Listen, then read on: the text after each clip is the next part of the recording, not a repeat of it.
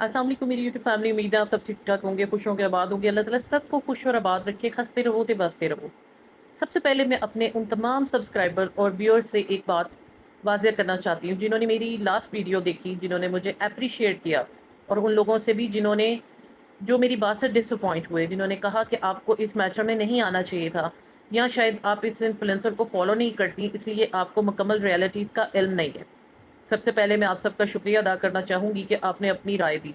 लेकिन आज मैं एक बहुत ही बेसिक बात को जो है ना क्लैरिफाई करना चाहती हूँ कि मैं किसी एक शख्स को सपोर्ट करने के लिए बात नहीं कर रही हूँ।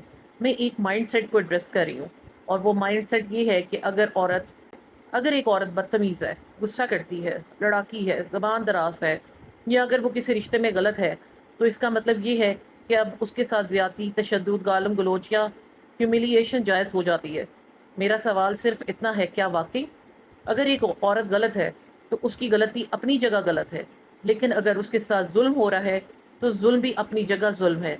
एक गलती दूसरी गलती को हलाल नहीं कर देती, और यही वो बात है जिसे मैं कल भी कहना चाह रही थी और आज भी कह रही हूँ। मैंने ना किसी को इनोसेंट सर्टिफिकेट दिया, ना किसी को गिल्टी सर्टिफिकेट दिया, क्योंकि मैं वहाँ मौजूद नहीं थी। मैंने जो चीज़ें सोशल मीडिया पर सामने आई, जो स्टोरीज, थंबनेल, क्लिप्स और पब्लिक स्टेटमेंट सामने आई, उनकी बेस पर एक असूली और माशरती सवाल उठाया। और मैंने अपने व्यूअर से भी यही कहा और कहूँगी कि किसी भी वायरल कंट्रोवर्सी में हमें सबसे पहले ये देखना चाहिए कि हम जज्बात के साथ खड़े हो रहे हैं या असूल के साथ। कुरान हमें एक बहुत खूबसूरत असूल देता है। सूरह मायदा की आयत नंबर 8 में अल्लाह ताला फरमाते हैं कि किसी कौम या लोगों की मुखालफत भी तुम्हें इंसाफ से ना हटाए, इंसाफ करो, यही तकवा के ज़्यादा करीब है। बेशक फिर मैं किसी औरत को पसंद नहीं करती, उसके लाइफस्टाइल को पसंद नहीं करती, उसकी बाकी पसंद नहीं करती, किसी चीज़ को, उसकी बातों को पसंद नहीं करती, उसका कंटेंट पसंद नहीं करती, या मुझे उसकी पर्सनालिटी अच्छी नहीं लगती, तो क्या मेरी नापसंदीदगी मुझे इसके साथ होने वाली किसी भी ज्यादती को जस्टिफाई करने का हक दे देती है? नहीं। और यही असूल दूसरी तरफ भी है। अगर कोई औरत किसी मामले में गलत है तो सिर्फ इसलिए कि वो औरत है, हमें उसकी हर बात को भी दुरुस्त नहीं कहना चाहिए। इंसाफ दोनों तरफ होना चाहिए। अगर उस औरत से गलती हुई है तो उसे भी अपनी गलती का जवाब देना चाहिए, लेकिन अगर उसके साथ तशद्दुद हुआ है तो उस तशद्दुद को भी गलत कहना होगा। यही बैलेंस है, यही जस्टिस है, और यही मेरी पिछली वीडियो का भी असल पर्पस था। अब आते हैं मैरिज के असल कॉन्सेप्ट की तरफ। कुरान मजीद की सूरह रोम की आयत नंबर 21 में हस्बैंड और वाइफ के रिश्ते को सिर्फ एक लीगल कॉन्ट्रैक्ट के तौर पर नहीं बयान किया गया, बल्कि अल्लाह ताला फरमाते हैं कि इस रिश्ते में सुकून, मोहब्बत और रहमत रखी गई है। अब ज़रा सोचें एक मिनट के लिए कि एक ऐसा रिश्ता जिसके बारे में अल्लाह ताला फरमा रहे हैं कि ये मोहब्बत और रहमत की बात है, अगर वो रिश्ता गालियों, ह्यूमिलिएशन, धमकियों, मारपीट और रोज़ाना की जंग बन जाए, तो हमें रुक कर सोचना चाहिए कि आखिर हमने मैरिज क्यों बनाई, मैरिज क्यों की, शादी का मकसद क्या था। और यहाँ मैं सिर्फ औरत से सवाल नहीं कर रही, मर्द से भी कर रही हूँ। अगर वाइफ मुश्किल टेम्परामेंट रखती है, गुस्सा करती है, लड़ाई करती है, ये शोहर के साथ अपने मामलात ख़राब हैं, तो हस्बैंड का किरदार क्या होना चाहिए? क्या उसका काम ये है कि वो खुद भी गुस्से में आ जाए? क्या ख़ानदान के बाकी अफराद को इजाज़त दे दे कि वो उसे मारें? क्या गालियों का जवाब गालियों से दे? क्या मसला हल ना होने पर ह्यूमिलिएशन स्टार्ट कर दे? या फिर एक रिस्पॉन्सिबल हस्बैंड का काम ये है कि वो मसले को कंट्रोल करे, बैलेंस करे, बाउंड्रीज और इंसाफ करे? कुरान मजीद की सूरह निसा की आयत नंबर 35 में है कि जब मियाँ बीवी के दरमियान शदीद इख्तलाफ की बात करता है तो एक बहुत अहम मैकेनिज्म देता है। दोनों खानदानों से एक एक आर्बिट्रेटर यानी एक सालिस करने की बात की गई है, और अगर दोनों इस्लाह चाहें तो अल्लाह ताला सुलह की राह पैदा फरमा सकते हैं। यानी कुरान में कन्फ्लिक्ट मैनेजमेंट का रास्ता बनाया गया है। इस्लाह, बातचीत, मेडिएशन और रिकन्सिलिएशन। हर मसले का जवाब एग्रेशन नहीं है। और अगर मैं एक औरत के बारे में ये सुनूं कि वो बहुत लड़ाकी थी, तो मेरा सवाल फिर भी यही होगा, क्या उसके शौहर ने मसला हल करने के लिए अपनी जिम्मेदारी पूरी की? अगर एक हस्बैंड के पास ये ऑप्शन था कि वो अपनी वाइफ के साथ अलग रह सकता था, बाउंड्रीज एस्टेब्लिश कर सकता था, दोनों फैमिलीज को बिठा सकता था, एल्डर्स या आर्बिट्रेटर्स के ज़रिए मसला हल करवा सकता था, तो क्या ये रास्ते इख्तियार किए गए? ये सवाल सिर्फ एक फैमिली के लिए नहीं, ये एक हर घर के लिए। क्योंकि हमारे माशरे में बहुत बड़ा मसला ये है कि शादी दो लोगों की होती है, लेकिन घर के अंदर बाउंड्रीज क्लियर ना होने की वजह से पूरा ख़ानदान उस शादी का हिस्सा बन जाता है। फिर हस्बैंड दरमियान में बैलेंस नहीं रख पाता है। हाँ, किसी स्पेसिफिक फैमिली के बारे में कोई डिसीजन नहीं दे रही क्योंकि मुझे मुकम्मल फैक्ट्स मालूम नहीं है, लेकिन असूली बात यह है कि बीवी और शोहर के दरमियान इख्तलाफ हो तो हस्बैंड को इंसाफ करना चाहिए, ना कि एक फरीक की तरफ ब्लाइंड होकर दूसरे को आइसोलेट कर दिया जाए। और कुरान सिर्फ شادی کے آغاز میں کائنڈنس کی بات نہیں کرتا۔ سورۃ نساء کی آیت نمبر 19 میں اللہ تعالیٰ فرماتے ہیں یعنی ان کے ساتھ بھلے طریقے سے زندگی بسر کرو۔ یہاں ایک بہت اہم سوال ہے، اگر بیوی امپرفیکٹ ہے تو کیا شوہر پرفیکٹ ہے؟ اگر بیوی غصہ کرتی ہے تو کیا شوہر کو غصہ کرنے کا حق مل جاتا ہے؟ اگر بیوی بدتمیزی کرتی ہے تو کیا شوہر یا سسرال کو تشدد کرنے کا لائسنس مل جاتا ہے؟ ہرگز نہیں۔ اور میں یہاں ایک بہت سینسٹیو بات بھی کہنا چاہوں گی، اگر کسی عورت کے ساتھ واقعی فزیکل وائلنس ہوئی ہے، اسے ڈنڈوں سے مارا گیا، اسے گالیاں دی گئیں، اسے سائیکولوجیکلی ٹارچر کیا گیا، تو میں یہ نہیں کہوں گی چونکہ وہ عورت بھی غلط تھی اس لیے شاید یہ سب جسٹیفائڈ تھا۔ نہیں، ظلم ہمیشہ ظلم ہے، اور اگر وہ عورت بھی کسی کے ساتھ زیادتی کر رہی ہے یا اس نے کی ہے، چاہے وہ کوئی بھی ہے، تو وہ بھی غلط ہے۔ دونوں غلطیاں اپنی اپنی جگہ جواب طلب ہیں۔ نبی کریم صلی اللہ علیہ وآلہ وسلم کے عمل کو دیکھیں۔ حضرت عائشہ رضی اللہ عنہ بیان کرتی ہیں کہ رسول اکرم صلی اللہ علیہ وآلہ وسلم نے کبھی کسی عورت یا خادم کو اپنے ہاتھ سے کبھی نہیں مارا، اور رسول اکرم صلی اللہ علیہ وآلہ وسلم نے فرمایا تم میں بہترین وہ ہے جو اپنے اہل خانہ کے لیے بہترین ہے، اور میں اپنے اہل خانہ کے لیے تم سب سے بہتر ہوں۔ سبحان اللہ۔ تو پھر ہمیں اپنے گھروں میں یہ معیار کیوں نظر نہیں آتا، یہ سٹینڈرڈ ہم کیوں نہیں آپٹ کرتے؟ ہم باہر دنیا کے سامنے بہت شریف، بہت رسپیکٹیبل اور بہت ریلیجیس بن کر آتے ہیں، لیکن اصل اخلاق تو گھر کے اندر پتہ چلتا ہے۔ اور ایک اور بات ہے، اگر کوئی شخص کسی دوسرے انسان سے لڑتا بھی ہے تو نبی کریم صلی اللہ علیہ وآلہ وسلم نے چہرے پر مارنے سے منع فرمایا۔ تو جب ہمارے نبی کریم صلی اللہ علیہ وآلہ وسلم کا یہ اخلاقی نمونہ موجود ہے تو پھر ہم وائلنس کو نارملائز کیسے کر سکتے ہیں؟ پھر ہم اگر مگر اس بٹ کیسے لگا سکتے ہیں؟ اور یہاں میں ایک کلیریفیکیشن بھی دینا چاہوں گی، میں قرآن کی آیات یا احادیث کو اپنی مرضی کا جسٹیفیکیشن بنانے کے حق میں نہیں ہوں۔ سورہ نساء کی ہی آیت نمبر 34 کی آیت کو لے کر بہت سارے لوگ یہ آرگومنٹ لے کر فوراً آ جاتے ہیں کہ اسلام نے تو عورت کو مارنے کی اجازت دی ہے۔ یہ ایک بہت حساس فقہی اور تفسیری مسئلہ ہے جسے ایک سوشل میڈیا ڈیبیٹ میں ایک جملے سے سمپلیفائی کرنا قطعاً درست نہیں ہے، لیکن جو چیز ہمارے سامنے بالکل واضح ہے وہ یہ ہے کہ نبی کریم صلی اللہ علیہ وآلہ وسلم کا عملی نمونہ عورتوں کو مارنے کا نہیں تھا، اور کسی بھی صورت میں ہیومیلیشن، کرویلٹی، ابیوز اور ظلم کو شادی کا ایکسیپٹیبل بیہیویئر نہیں بنایا جا سکتا۔ اور قرآن تو یہاں تک کہتا ہے کہ جب سیپریشن کی نوبت آ جائے تب بھی ایک دوسرے کو نقصان پہنچانے کی نیت سے تعلق کو پرولونگ نہ کرو، اور یہ کسی ایک کے لیے نہیں ہے، یہ دونوں فریق کے لیے۔ سورہ بقرہ کی آیت نمبر 231 میں اللہ تعالیٰ فرماتے ہیں کہ یا تو بھلے طریقے سے روک رکھو یا بھلے طریقے سے چھوڑ دو، اور نقصان پہنچانے کے ارادے سے انہیں نہ روکے رکھو۔ اور یہی بات یہاں پر بھی ہے، یہی چیز میں نے ایمان اور رجب کے کیس میں بھی بار بار کہی۔ جہاں ایمان ٹھیک تھی میں نے اس کو ہمیشہ سپورٹ کیا، لیکن جہاں وہ غلط ثابت ہوئے تو میں نے رجب کو کیا۔ حالانکہ لوگ کہتے ہیں کہ رجب جیسا بندہ جو ہے اس کی سپورٹ میں کیوں بات کی؟ بات تو اتنی سی ہے کہ جہاں پر جو بندہ غلط ہوتا ہے اس کو غلط کہنا پڑتا ہے، ادروائز تو پھر آپ بائسڈ ہوتے ہیں، اور بائسڈ ہونا جو ہے وہ تو خود آپ کی کریڈیبلٹی جو ہے وہ زیرو ہو جاتی ہے۔ اور یہ بات صرف ڈائیورس کے لیے نہیں، ہمارے پورے معاشرتی رویے کے لیے ایک سبق ہے۔ اگر ساتھ رہنا ہے تو عزت سے رہیں، اگر نہیں رہنا تو عزت سے جدا ہو جائیں، لیکن ایک دوسرے کو ڈسٹرائے کرنے کا منصوبہ نہ بنائیں۔ یہ نہیں ہے کہ کوئی ایک جو ہے وہ کسی کو کانٹیکٹ کر کے ریالٹیز بتا رہا ہے اور کوئی دوسرے کو بتا رہا ہے، یا پھر اپنی ویڈیوز میں آ کے ایکسپلین کر رہا ہے۔ وہ کہتے ہیں نا جس پاس سے نہیں جانا اور راہ کی پوچھنا، جب آپ نے چھوڑ دیا تو چھوڑ دیا، پھر اس چیز کو آپ کو روکنا چاہیے۔ کوئی آپ کے بارے میں بات بھی کر رہا ہے اور آپ اس چیز کو نہیں ڈسکس کرنا چاہتے تو پھر روکنا بھی اسی انفلوئنسر کا کام ہے۔ اور قرآن پاک کی سورۃ نساء کی آیت نمبر 128 میں بھی کنفلکٹ کی ایک صورت میں کہا گیا ہے کہ اگر دونوں سیٹلمنٹ کر لیں تو صلح بہتر ہے۔ یعنی اسلام ہمیں ہر حال میں ایگو کی جنگ نہیں سکھاتا، اسلام جو ہے اصلاح، عدل، رحمت اور پھر ضرورت پڑنے پر باعزت سپریشن سکھاتا ہے۔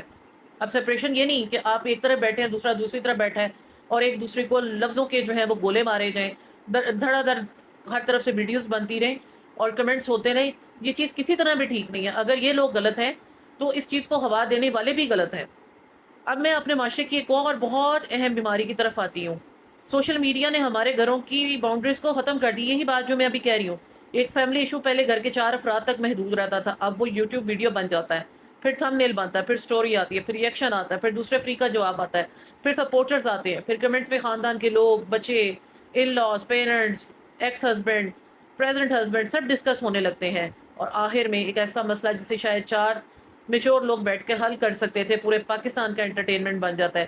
یہی وہ چیز ہے جس کے میں اگینسٹ بات کر رہی ہوں۔ میں یہ نہیں کہہ رہی کہ جس کے ساتھ ظلم ہوا وہ خاموش رہے، نہیں، چاہے وہ کوئی بھی ہے، چاہے وہ کوئی مرد ہے یا عورت ہے، ظلم کے خلاف الفاظ آپ کے پاس ہونی چاہیے۔ ظلم کے خلاف آواز اٹھانا ایک الگ چیز ہے، اور اپنی پوری میرٹل ہسٹری کو مسلسل کانٹینٹ بنانا اور بنوانا الگ چیز ہے۔ یہ فرق سمجھنا بہت ضروری ہے۔ اگر کسی کے ساتھ واقعی ظلم ہوا ہے تو وہ جسٹس کے لیے فیملی لیگل یا اپروپریٹ چینل کو آپٹ کر سکتا ہے. لیکن اگر ہر ایپیسوڈ کے بعد نئی ویڈیو، نئی سٹوری، نیا تھمبنیل اور نئی ایکسپلینیشن آتی رہے تو مسئلہ ختم نہیں ہوتا، مسئلہ زندہ رہتا ہے. اور سب سے زیادہ نقصان کس کا ہوتا ہے؟ بچوں کا. ایک بچہ جب بڑا ہوگا تو اس کے پاس اپنے پیرنٹس کی پرائیویٹ میموریز نہیں ہوں گی.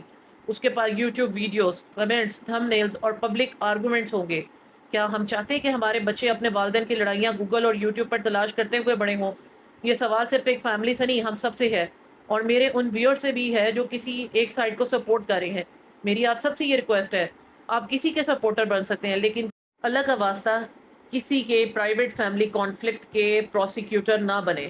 کسی کی ماں کو گالیاں نہ دیں، کسی کے ہسبینڈ کو گالیاں نہ دیں، کسی کی وائف کو کریکٹر لیس نہ کہیں، کسی کے بچے کو کمنٹس میں نہ گھسیٹیں، کیونکہ آپ کو مجھے مکمل حقیقت معلوم نہیں. قرآن کی سورۃ حجرات آیت نمبر 6 میں خبردار کیا گیا ہے کہ اگر کوئی خبر آئے تو اس کی تحقیق کر لیا کرو. کہیں ایسا نہ ہو کہ لا علمی میں کسی کو نقصان پہنچا بیٹھو اور پھر اپنے کیے پر پچھتانا پڑے. یہ آیت آج کل کے سوشل میڈیا ایرا کے لیے کتنی ریلیونٹ ہے. ایک کلپ دیکھ کر فیصلہ، ایک تھم نیل دیکھ کر فیصلہ، ایک سٹوری دیکھ کر فیصلہ، ایک ویڈیو دیکھ کر فیصلہ، ایک طرف کی بات سن کر فیصلہ، اور پھر ہم کہتے ہیں کہ ہم مسلمان ہیں اور ہم انصاف بھی چاہتے ہیں. نہیں، انصاف کے لیے مکمل تصویر دیکھنا پڑتی ہے. اور اب ایک بات میں دونوں سائڈ سے کہنا چاہوں گی، اگر واقعی کسی فیملی کے بارے میں بہت سی باتیں غلط پھیلائی جا رہی ہیں تو انہیں بھی اپنی ڈیفنس میں ہر جگہ اپنی پوری پرائیویٹ لائف کو کھولنے کی ضرورت نہیں ہے. اگر کوئی کلیریفیکیشن ضروری ہے تو اس کو ایک مرتبہ واضح کر دیں. اگر کسی نے آپ کے خلاف غلط بات کی ہے تو اپروپریٹ طریقے سے جواب دیں، پھر کلوز دا چیپٹر کریں. اسی طرح اگر کسی دوسرے فری کے پاس بھی اپنی جسٹیفیکیشن دینے کے لیے کوئی فیکٹس ہیں تو وہ بھی مناسب اور ڈگنیٹی سے سامنے آ کے دے سکتے ہیں، نہ کہ لیفٹ رائٹ سے جو ہے آپ مختلف چینلز یوز کریں. لیکن اگر دونوں طرف سے ہی مسلسل کانٹینٹ آتا رہے گا اور انڈائریکٹ طریقے سے بھی آئے گا تو یہ شادی ختم ہونے کے بعد بھی ختم نہیں ہوگی. اور یہی اس کیس میں بھی ہوا ہے، پہلے بھی ہوا تھا اور آج بھی ہو رہا ہے. کاغذ پہ رشتہ ختم ہو جائے گا لیکن سوشل میڈیا پر جنگ جاری رہے گی. اور میں آنیسٹلی سمجھتی ہوں کہ یہاں ہم سب کو رکنے کی ضرورت ہے. اگر ڈائیورس ہو چکی ہے تو ڈائیورس کے بعد سب سے اہم چیز یہ ہوتی ہے کہ دونوں اپنی زندگی کو آگے لے جائیں. اگر ریکنسلیشن کی کوئی گنجائش ہے تو خاندان کے سمجھدار لوگ بیٹھیں، میڈیشن ہو، اصلاح کی کوشش ہو. قرآن نے یہی راستہ بتایا. اور اگر ریکنسلیشن ممکن نہیں تو پھر سیپریشن بھی ڈگنیٹی کے ساتھ ہو. قرآن کا اصول ہے، یعنی بھلے طریقے سے ساتھ رکھنا یا اچھے طریقے سے رخصت کرنا. یہی تو اصل بیوٹی ہے اسلام کی، کہ ریلیشن شپ ختم بھی ہو جائے تو انسانیت ختم نہ ہو. رشتہ ختم ہو جائے لیکن ایک دوسرے کی عزت ختم نہ ہو. شوہر اور بیوی الگ ہو جائیں لیکن بچے اپنے ماں باپ دونوں سے نفرت کرنا نہ سیکھیں. اور سب سے بڑھ کر ہم اپنی زندگی کی سب سے زیادہ تکلیف دہ چیز کو اپنے آنے والی نسل کی پرسنالٹی نہ بنا دیں.